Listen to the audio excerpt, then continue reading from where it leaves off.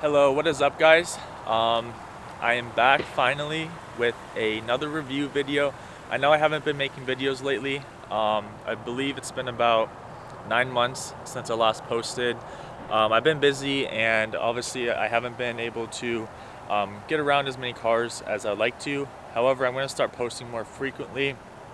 We have a couple more cars coming in within the next month or two, so I'm going to have more content to put out. But nevertheless, today we have the 2021 Porsche Cayenne review. There isn't a whole lot different between this car and the 2020 model. It's mostly just a difference of sizing and maybe a little bit minor performance differences. But mostly for the base model, which is what this car is, there isn't a whole lot different. And I believe the only real difference is the car's a little bit longer and a little bit lower, less trunk space, I believe. But everything else is pretty much the same. This car starts at about $67,500 in the US. And obviously it's a good starting price, but as you know, anybody knows, if you've ever optioned the Porsche before, you know that it's gonna really add on the price quickly. So for a decently optioned out one, you're probably looking at about, I don't know, $75,000, maybe $80,000 for this base model. It has a twin turbo V6, makes about 335 horsepower. Goes 0 to 60 in 5.9 seconds. However, if you do have the Sport Chrono package, which gives you the launch control and the Sport Plus option, you can go 0 to 60 in 5.6 seconds. I also want to mention that this car does have a top speed of about 152 miles an hour. Right, so starting with this review, I'm going to start with the front side a little bit. So obviously not too much change from the 2020 model. It looks like they're starting to kind of sharpen out that front end a little bit. Traditionally, Cayennes have had a more kind of round front end, but it seems like the direction that Porsche has been going with the 911 and pretty much all the other cars, they're starting to make it look a little bit more edgy, a little bit sharper. And as obviously you can see right here with the front, it's just a little bit more pointed. Headlights, these are not the upgraded headlights, these are the standard headlights. I still think that they look cool. If you look closely, you can kind of see there's actually 5 different lights in there. It's a cool design, and when you look at the car at night and see in your rear view mirror, you can definitely tell it's a Porsche. And then if you look on the hood, you can see that they added these 2 little lines right here. It just kind of gives off more sporty aggression. Actually, I guess there's 4 lines here. It just gives off a little bit more sporty aggression. And then as we go to the front side here, you can see that they added actually a little bit smaller grille. Has 3 blades underneath the grille. However, the thing that I do like about this grille is that it is not a fake grille. A lot of car manufacturers, especially on SUVs and sedans, they've decided to put fake grilles in the car, which don't even contribute to any airflow or anything like that. However, with the Cayenne, it's actually real. And it is useful, and as you can see, it obviously filters into the engine and the air filters and all that stuff, so it is nice to see that on a car. And then down here you can obviously see that those are the parking sensors on both sides, and then right here, I don't know if you can see it, you obviously have the camera, or the front camera of the car. This car does come with the surround view, so it's actually an option. I believe it's $1,000 option in that range, so it's not standard, but this car does have it, which is why you see the camera on the front side. And then as we go around here, when we're looking at the wheels, these actually are the somewhat upgraded wheels.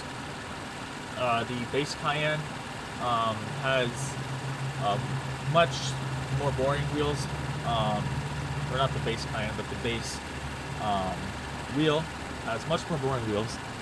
These are a little bit upgraded. These are not the most expensive option, I believe. You can get up to probably $2,800 in real options on the Cayenne. These are probably about low mid range. I think these are a couple $100. I think they give a really sporty vibe on the car. It definitely makes it look better than the base wheels. The base wheels are kind of ugly, to be honest. And then obviously, if you look right here, you can see the brake calipers a little bit. Not too much going on with the brake calipers. If any of you guys know anything about Porsche, they color code their brake calipers depending on what model of car you have. So if you have the base model on the Cayenne or the Macan or really any car that they have, your caliper is going to be black. If you have an S model, you're going to get grayish silver brake calipers. And then if you have a GTS model, your brake calipers are going to be red. And then obviously if you have a Turbo S, or if you decide to pay extra for the carbon ceramics, then you get yellow brake calipers. So if you're not sure which model Porsche you're looking at, you can't see from the back end, you can simply just look at the brake calipers and you can tell by the color of them. Door handles, they're actually still staying with the typical off the body regular door handles. So you do not get the 911 door handles in the new Cayenne.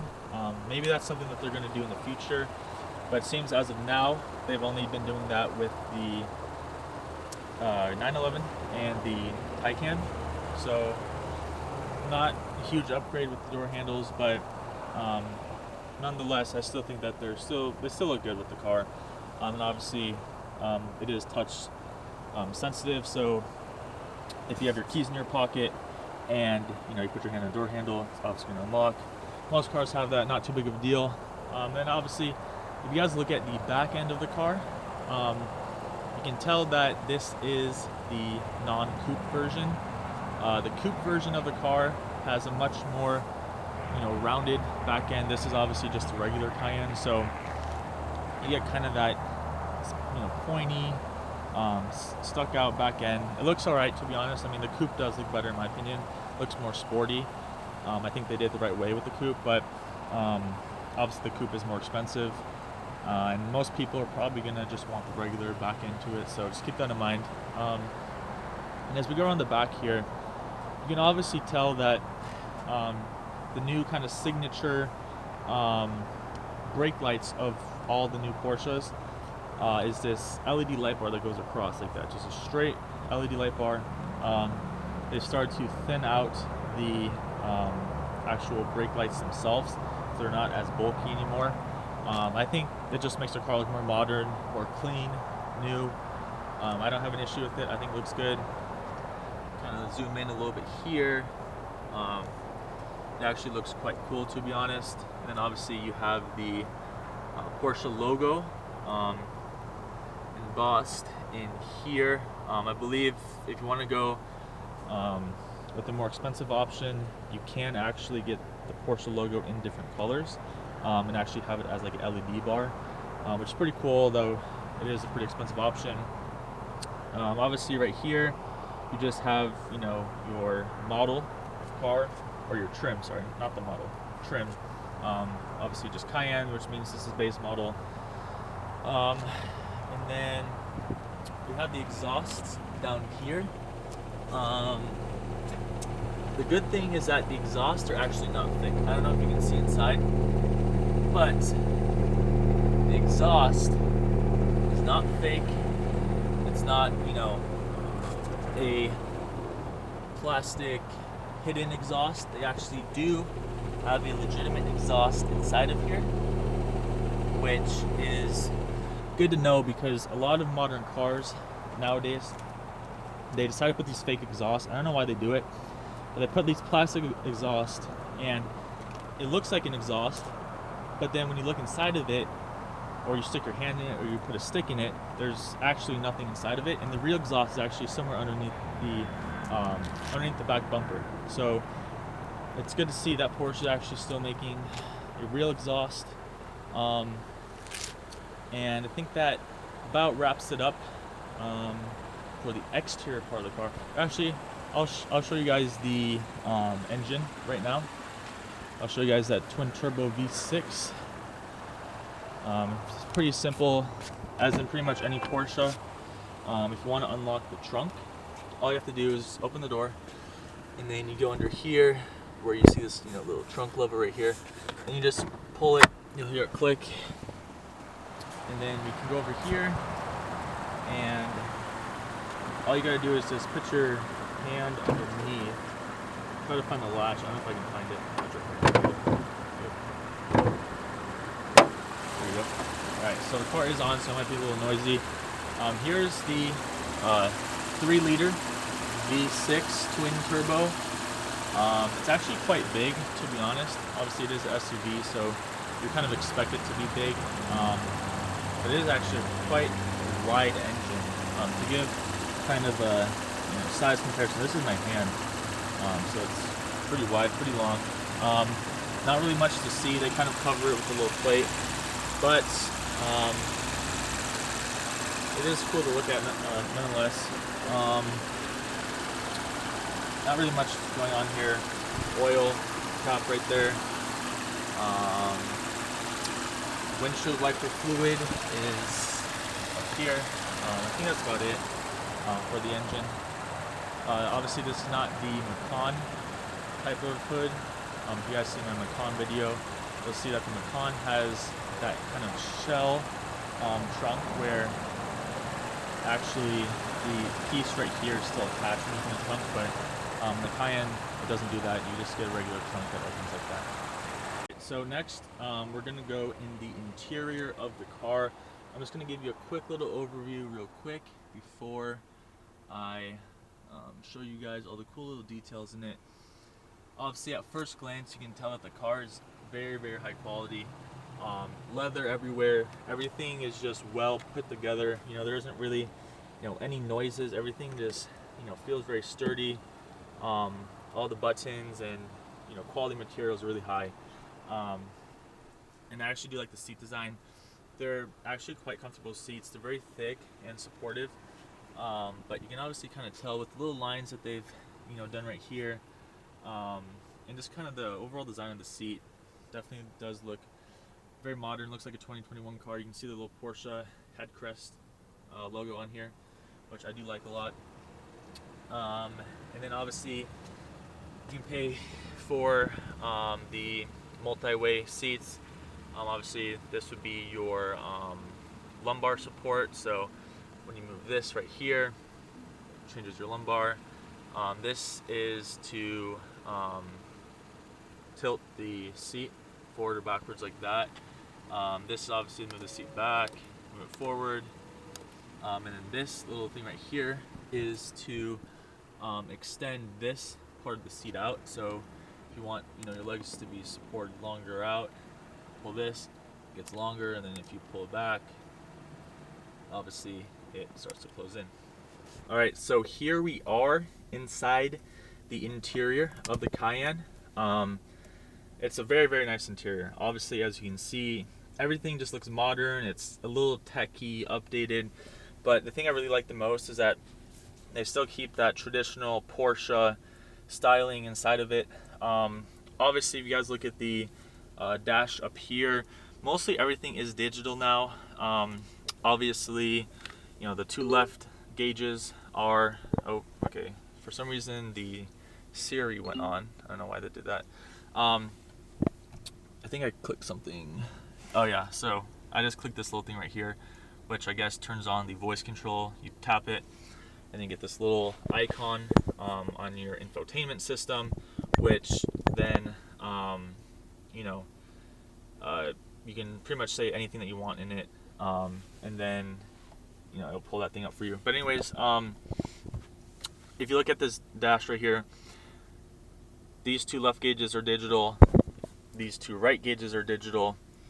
So it is a little bit of a change, since Porsche usually does everything as an analog. However, the center tach right here is actually still analog, which I really like. Considering most manufacturers have gone full digital, it looks really good, and somehow they've actually managed to make it look modern. It's so modern, in fact, that it actually, on this video, it almost looks like this is digital too as well, but it's not. This is still analog. And then obviously left side right here, just your temperature. This is your speedometer. Doesn't really change. These two things don't really change. And then this is obviously your tach. Shows your RPMs. Looks like it redlines at about 7,000 RPM. Shows your driving mode. You have sport mode, which I'll show you guys how to turn that on in a second. Miles per hour, and then what gear you're in. And then on this side, this is probably the most changeable side that you can have. So this is, you can do a lot of things on here. I'll show you guys real quick. So if you look right here, this little button right here, this is how you scroll through your different menus, okay? Looks like there is 1, 2, 3, 4, 5, 6 different settings that you can do for this. Looks like, you know, one setting is obviously your fuel and your oil temperatures, all that stuff. Next one is just your drive distance. You have a big map right here, which actually cancels out the 2 screens and makes it 1. I actually really like this. And it looks really cool. And then obviously right here you have your G-forces, and then you have your wheel distribution, so if it's giving rear bias, front bias, whatever. And then you have your tire pressure. And then obviously if you're not doing the map, on this far right side you have another time gauge right here, and it also shows the date as well. Okay. Another thing I want to show you guys before we get started with the infotainment and everything is actually the key itself. So the key is a pretty interesting key. I'm sure most of you guys probably know about this already, but Porsche designs their keys to be like a shape like a car. So if you kind of see the lines, I believe Tesla does this as well, but I think Porsche started doing this before Tesla. The key is pretty cool. It's pretty simple, but you know, I think it looks cool. It looks very updated. Some cars kind of give you kind of a crappy key. Porsche definitely puts the effort into making the key look cool. It's functional. It's pretty simple. You just have your trunk, lock, unlock, hazard. Nothing too different there. You can also customize it. There are different key colors and fobs that are sold online that you can easily just switch out with this. Now let's get to the infotainment. Okay, so the infotainment, I believe in almost every car except for the Cayman and Boxster, all the new Porsches have this new infotainment layout. It's a wider screen, a little bit thinner but wider, and also has the new software on it. I'm just going to start kind of left to right. There's a whole lot to do with this infotainment, so probably I'm not going to cover everything, but I just want to show you kind of the basic features. So at the top left you have your navigation. The new navigation is very, very responsive. Not quite as responsive or high-tech as the Tesla Model S that I drove. However, from the previous Porsche software, which you can see in my Macan video, because the Macan I did still has old Porsche software. It's a major upgrade, and I believe they actually use Google Maps in this, so it is very accurate. And then obviously, you know, just show wherever you're at. And then obviously you can type in your destination, you know, house, street number, whatever. And then another cool thing that I want to show you guys about the destination is that when you're looking to type in your street number, you can actually draw it out. So you click on this little icon right here, and let's say you want to type in 1, it'll go 1, and then 0. Oh, okay. I guess it's doing letters right now. But the point is that you can, you know, type out your street address. So like, I guess if you want to do one, you gotta do this, right? Well, I don't know. Well, that kind of didn't go as planned. But the point is that you can draw your address out instead of either speaking or typing it, which it's not necessarily the best way, but I just think it's a cool way that a lot of other cars actually don't have. And obviously it just shows you kind of nearby stuff. So if you're looking for a gas station, parking, restaurant, whatever, and you don't want to type that in, you can just click on this right here. It'll load the data, and it'll show you the closest Shell gas station. And then we're going to go to media next. So media, I'll turn this volume down a little bit. The media right here, it's in terms of the graphics are actually really nice in my opinion. You know, very high definition, everything. This does have the Sirius XM on it, so that's why it may look a little bit different if you don't have Sirius XM. But obviously, if you want to look at, you know, different channels, you just go to channel list, blah blah blah. Just, you know, scroll through it. As you can see, the screen is very responsive. It has really no lag at all. Very easy to understand. Easy user interface. You have play. You know, whatever tune. I guess if this is a different way to change the channels. Nevertheless, it's still a really easy way. This car also does come with Apple CarPlay. I do not have the cord with me, so that's why I don't see the Apple CarPlay on here, but it does come standard with it, as with pretty much every Porsche, I believe. And then phone, obviously, you can call people, not a huge deal, most cars have that. And then this is my favorite thing that Porsche does with their new infotainment system. You can see it in all the new cars. You can essentially control your drive mode via the screen. So obviously normal mode is going to be your just comfortable, easy cruising, not really sporty, just, you know, shuffling along. Driving mode.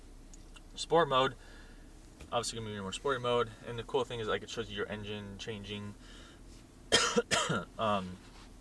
And, you know, obviously just shows you that your car is going to a different mode, which is nice because in some cars, if you want to go to sport mode, you have to click somewhere on here, or maybe at the, you know, click over here, whatever. I just find it cool that you can change your mode via the screen. I believe Audi actually does this as well, and a lot of other cars. But I just like the way they lay it out, and obviously you can control your start stop right here. And then individual is also another one that I really like. You can essentially control how you want your car layout. So you can control what the suspension like, what the engine throttle response, everything is. If you want to do individual, if you don't like just normal sport. Obviously, this does not have the Sport Chrono package, so you're not going to see a Sport Plus option, and you're not going to see the suspension option, which I don't know if you can see it right there, but if you look through right here, I don't think the camera can show it, but anyways, it shows where the suspension button would have been right there, but obviously it's blocked out because we do not have that option. And then you also do have an off-road mode, which is actually interesting because you can control whether you're in gravel, mud, sand, rocks, whatever. Very detailed, and most people usually don't think of a Cayenne or any Porsche as an off-road car, but obviously, because it is an SUV, you can go off-road, and I think it's just really cool that Porsche decided to go with that level of detail when it comes to the off-road modes. And then control. You can also control your ambient lighting. This car does have ambient lighting. It is not a standard option, but I believe it's about a $500 option. I think it's worth it. Obviously, you can't really tell as much at night.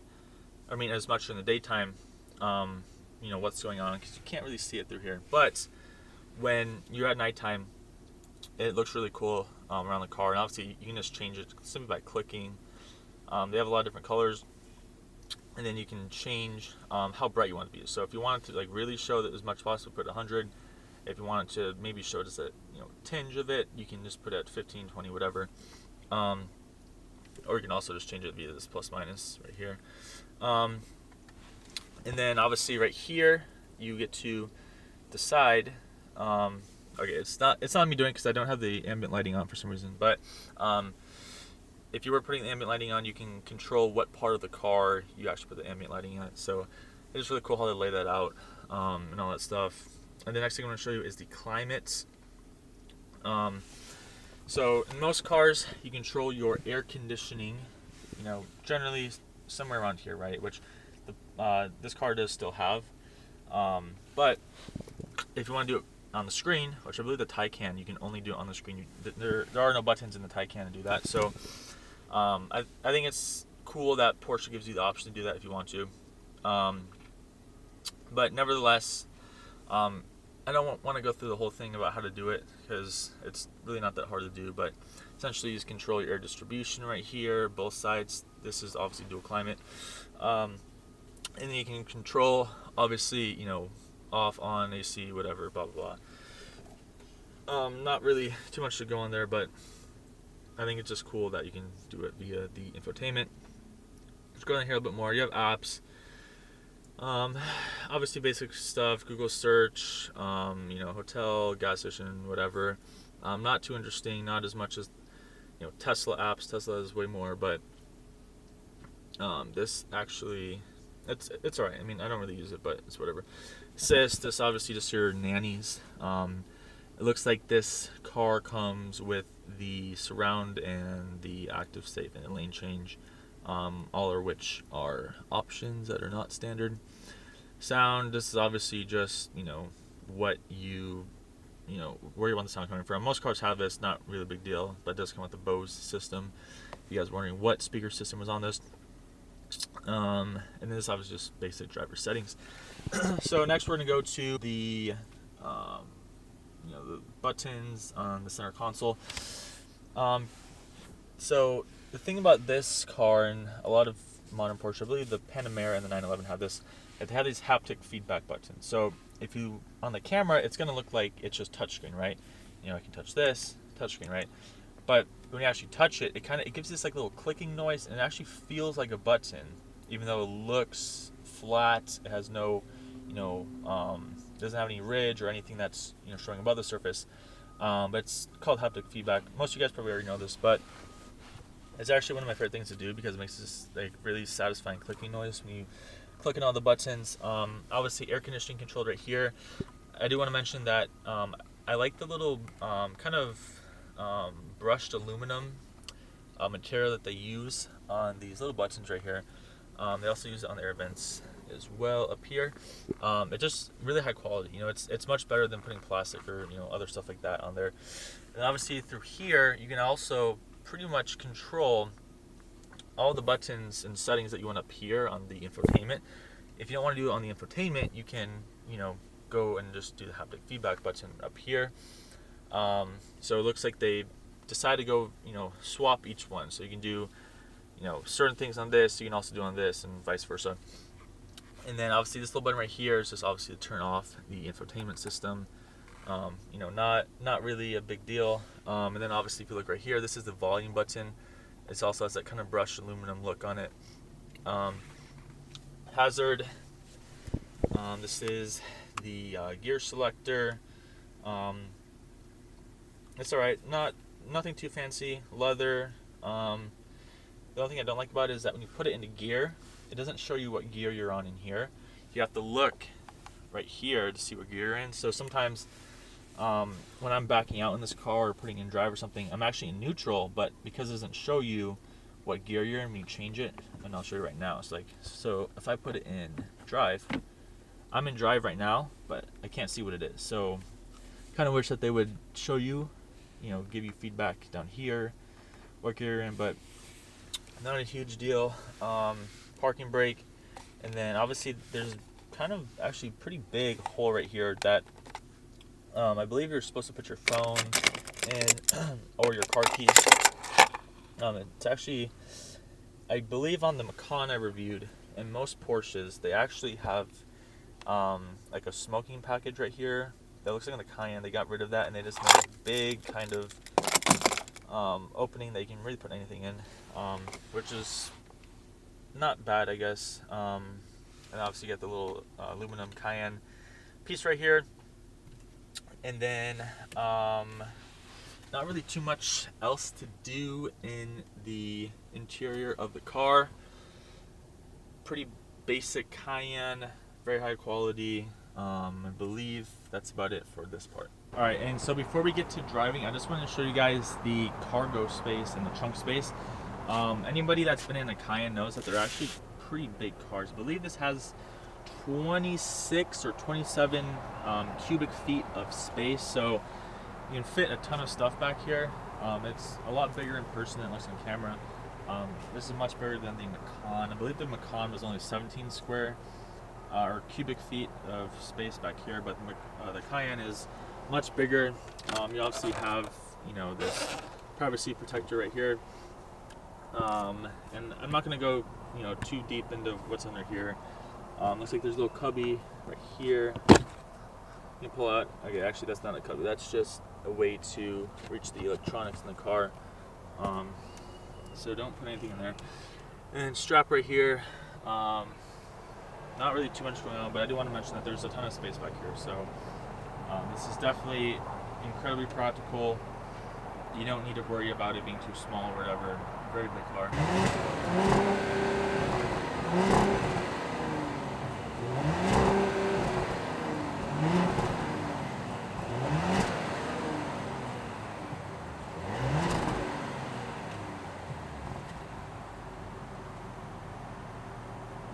All right, guys, so now we're gonna do the driving portion of the video. Excuse my audio. I'm filming this with the GoPro. I just wanted to try out this kind of POV style video view for the driving portion, because I kind of felt like in my other videos, the videos were kind of shaky because I was trying to connect my camera to the window and it just didn't really work out well. So I'm trying the GoPro image view thing, and the audio might not be as good as I want it, so I'll try to speak a little bit louder so you can hear me, but kind of just, you know, give me feedback in the comments if you like this. I think it looks cool, but just let me know in the comments. Before we get going, I just want to talk about the surround view and backup camera. Obviously this does come with the backup camera, as most cars do, and it also has the surround view right here, so it actually gives you an overhead view of where you're at. So if you know, you can see if you're inside the parking lines. I forgot to mention that earlier, but I do want to just kind of let you guys know about that. It shows on both screens, which is cool as well. Or you could, you know, pick whatever you want with this side view, which is cool, panorama, parking, both, whatever. But anyways, without further ado, let's get to it. I have this thing in sport mode, and we are gonna start driving. Back up a little bit. And we are off. All right, so I think I'm gonna go left out here.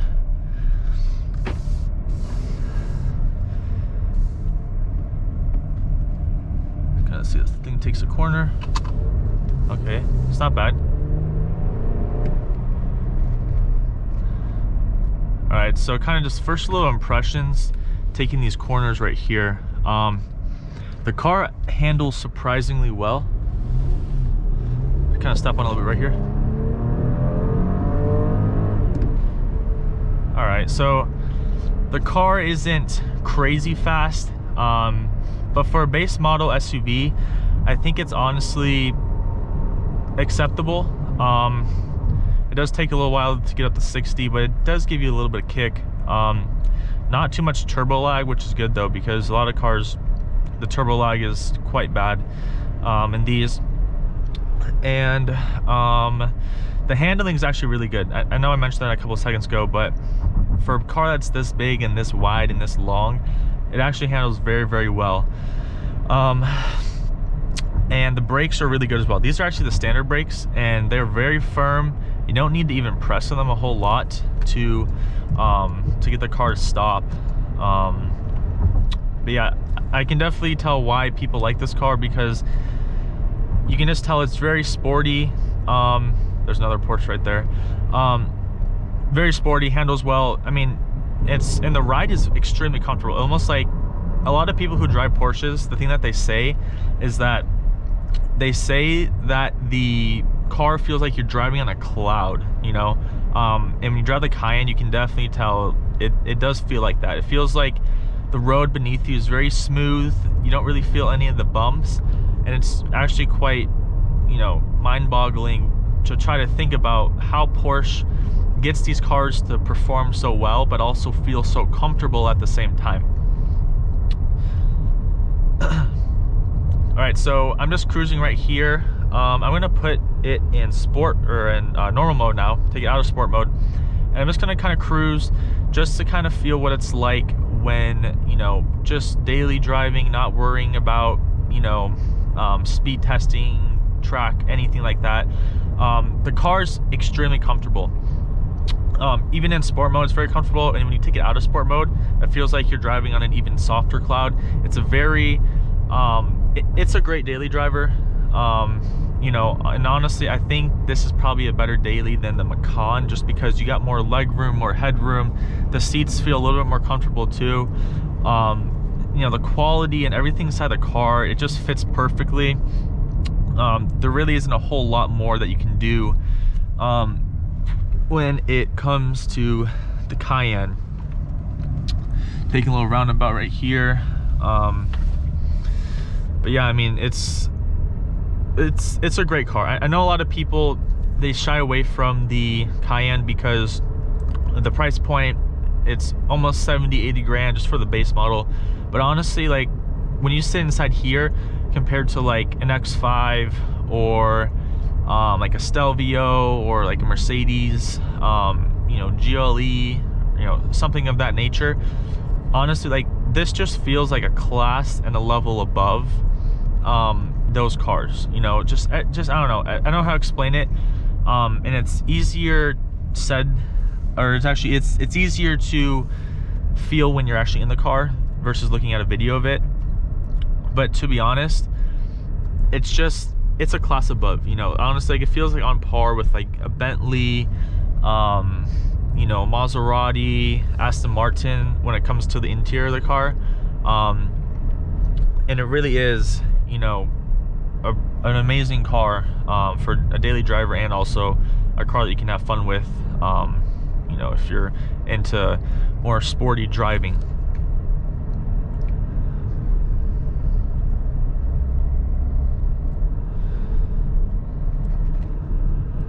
All right, so I'm gonna put this car back in the sport mode.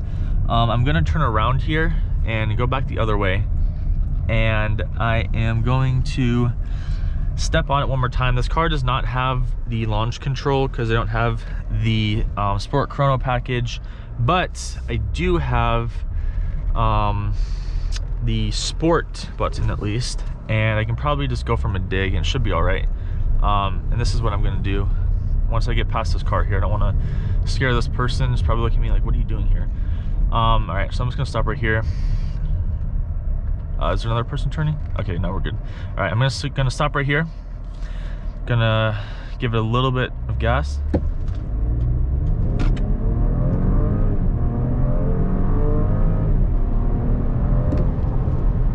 All right. That was a little bit faster than actually the first time that I drove it. You can tell, like for like 1 to 3,000 RPM, it has a little bit of turbo lag, but once you get past 3,000, 3.5, 4,000 RPM, it really starts to kick down. No wheel spin either, which is good. And then also, it actually kind of keeps pulling a little bit at the top end, and it's kind of a reach when I say that because it is an SUV. They're not going to pull that much compared to most cars, but yeah, I mean, honestly, like for a base model car, it is an amazing car. I mean, I can't really imagine that the GTS or turbo models are going to handle that much better than this car. Obviously, if you're really looking for performance, I would go GTS or even turbo. But if you're someone who's just kind of looking for an extra car, you know, maybe something that isn't crazy expensive, if you know you're in this price bracket, but you do want something that is you know, a little bit sporty, very good handling, good brakes, good quality, comfortable, I think this is the car to buy in this price range. I would rather take this over like an X5 or a Mercedes or an Audi, like Q5, I guess, or Q7 or Q8 is what would be the equivalent. I would take this over all of those brands, even if the car may be a little bit slower for the price, just because the handling is much better than those cars. The comfort is better, the materials are better, you know, and the brakes are better. And I also forgot to mention this, and I'm pretty sure most people who know Porsches know this, but the car is extremely reliable. Pretty much every single Porsche out there is very reliable, especially the modern cars. Much more so than BMW, Audi, Mercedes, Alfa Romeo. So if you're looking at the price saying this is overpriced, right, you kind of have to ask yourself, okay, is there a car that's the same price as this that's nicer? No. Is there a car that's more reliable for the price? No. Is there a car that looks as cool? No. Is there a car that handles as well? No. Is there a car that brakes as well? No. So I think this is honestly a good bang for your buck.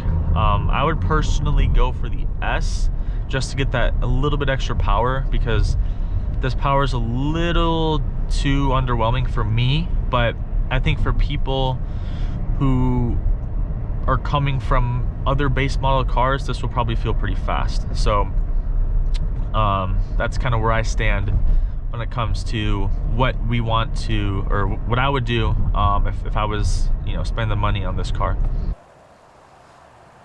Alright guys, so that wraps it up for the video today. I hope you enjoyed it. If you guys are wondering what is on my radar for some videos in the near future and what cars are going to be on this channel, the 3 that I know for sure are going to be coming soon is an Audi Q3 review, a 992 Turbo S review, and an F8 Tributo that will probably be a little bit more in the future, but for sure a 992 Turbo S and Audi Q3, and I'll try to mix in a couple other cars if I can. That's pretty much what is on the menu for the future videos. But anyways guys, make sure you like, comment, subscribe, do all that stuff. Also let me know if you kind of like this style of video better. I kind of wanted to mix it up a little bit because my older videos, I kind of felt like they're a little too static and they weren't necessarily as engaging. So let me know how you guys feel about this one. But you know, anyways guys, hope you have a great day. I'll see you guys next time. Peace.